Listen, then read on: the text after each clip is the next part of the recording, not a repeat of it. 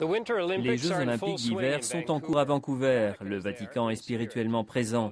En effet, ces athlètes ne participent pas aux compétitions, mais le pape a adressé un message à tous les athlètes. Aujourd'hui, à Chronique du Vatican, nous parlerons de la pastorale du sport. Je suis John Tevis, rédacteur en chef du Catholic News Service à Rome. Je suis Carole Glatz, correspondante du CNS à Rome. Dans son message à l'occasion des Jeux olympiques d'hiver, Benoît XVI encourage les athlètes à regarder au-delà du scintillement de l'or des médailles et à exprimer son soutien à une initiative de l'Église du Canada dénommée Plus que l'or. Les églises locales proposent en effet des programmes et des manifestations spirituelles aux athlètes, aux visiteurs ou encore aux volontaires.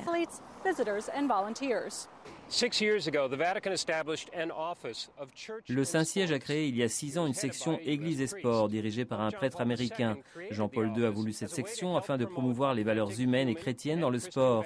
L'Église est en effet préoccupée par la perte progressive dans l'industrie du sport qui brasse des milliards de dollars d'idéaux tels que l'égalité, la fraternité et l'honnêteté. Le recours au doping, les cachets trop élevés et les attitudes peu loyales ont contribué à entacher l'image de l'athlète idéal, sain de corps et d'esprit.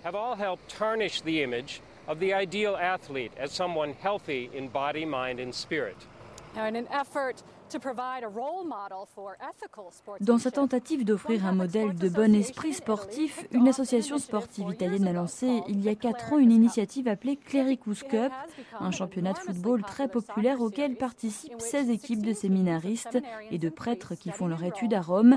Même si gagner n'est pas en théorie le but premier, supporters et joueurs tiennent à remporter la Clericus Cup. L'année dernière, le séminaire américain de Rome, le North American College, s'est classé à la seconde place après avoir perdu en finale.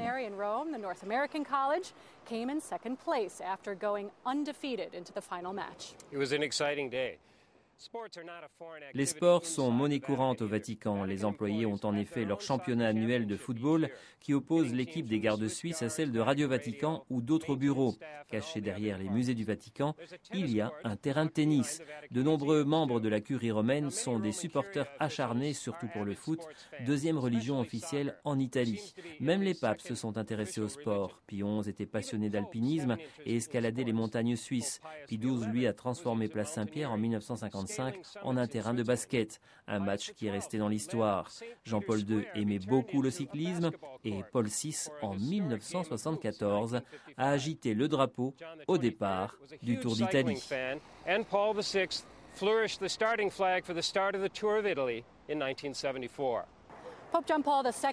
Dans la mémoire des fidèles, Jean-Paul II est le pape le plus athlétique, grand skieur mais aussi footballeur, excursionniste et nageur.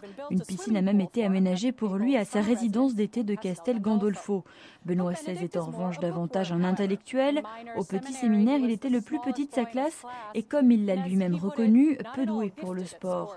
Les 2 heures de gymnastique par jour à l'école étaient pour lui une véritable torture. Mais comme la plupart des Bavarois, il aime se promener dans les bois et à la montagne. Il renonce rarement à sa promenade quotidienne dans les jardins du Vatican. I'm Carol Glatz. And I'm John Tevis, Catholic News Service.